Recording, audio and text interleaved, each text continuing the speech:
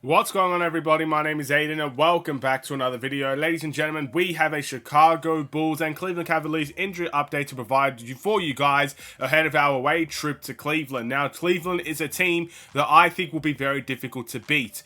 Even with some guys, key guys could potentially be out for them. Still, I feel like just knowing what they did to us at home when they had a bunch of guys out, it's going to be a very tough one, a tough, difficult challenge for the Chicago Bulls. So we'll see if we can get the job done or not. I feel like this could be a very crucial win if we can get the job done for our season. So we'll have to wait and see how it goes. But before we get any further, if you liked the video and you want to see more from me, drop a like, drop a follow, and or subscribe if you are new. And let me know in the comments below your thoughts about the Chicago Bulls, the Cleveland Cavaliers, the injury updates, and which team should it favor as we take on each other in a couple of hours' time. So, we'll start off with the Bulls one because there's not many guys, new guys that are actually out for the Chicago Bulls, but there's a couple of guys listed as probable and questionable. But Julian Phillips is actually listed as out. Now, I'm not going to really go too much into detail with this because Julian Phillips is a guy that doesn't normally play for the Chicago Bulls, but he does have some bilateral fibular soreness. No idea what that means, but he is going to be out for the Bulls. And again, he doesn't really play, so I don't want to really speak too much about it. Just get well soon. Hopefully he'll be back soon.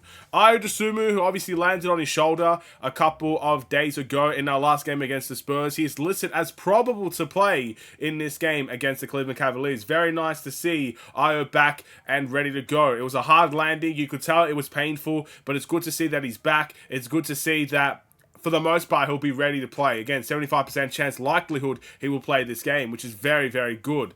Next, we've got Dalen Terry, the second-year player. He's listed as probable to play in this game against Cleveland. He has some knee issues, ladies and gentlemen. I'm not really too sure what type of knee issues they are, but it just specifies knee in brackets. Again, another guy that doesn't often play for the Chicago Bulls, but he's the type of guy where I view the Chicago Bulls. If something's not going well for the Chicago Bulls, if we're not bringing the energy, if our starters and our bench are not matching the energy, the person that we throw in just to see if something can change would be Dalen Terry. That's the type of guy I view Dalen Terry as right now. Whereas if everything goes well and the Bulls are playing phenomenal basketball like we have in the first half for a lot of those games, you won't see Dalen Terry because things are working for the Chicago Bulls. But when things don't necessarily work, or where there is injury problems, or where we need just a little bit of a different vibe, that's when you kind of bring Dalen Terry in and see if he can spark up the team with the energy that he brings to the table. So let's hope he's available to play because we might need that against a Cleveland Cavaliers team that has the confidence and has beaten us before.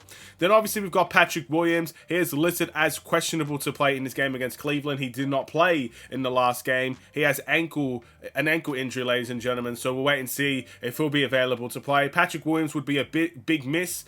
Solid defensively, and again, Cleveland have size, and Patrick Williams, like it or not, is actually one of our biggest players on the team. Drummond and Vooch are all fine and good, but outside of that, it's Patrick Williams. There's no one else really bigger than him on this Bulls team. So it's going to suck to see, especially with Torrey Craig still out of the lineup as well. It is going to suck to see if Patrick Williams misses this game, just how small the Bulls are going to play. It's going to be small ball versus big ball, ladies and gentlemen.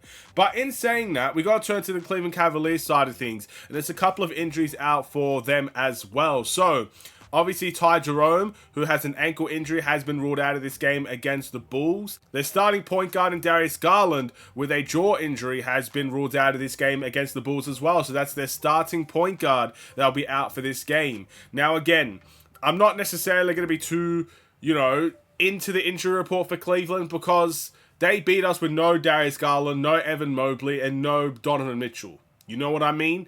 So you could have the whole team out for Cleveland and I'd still be worried about this game. Put it that way. I just think they have our number, unfortunately. Let's hope that may change in the next game against Cleveland. Max Strus is listed as questionable to play in this game against Chicago with a knee injury.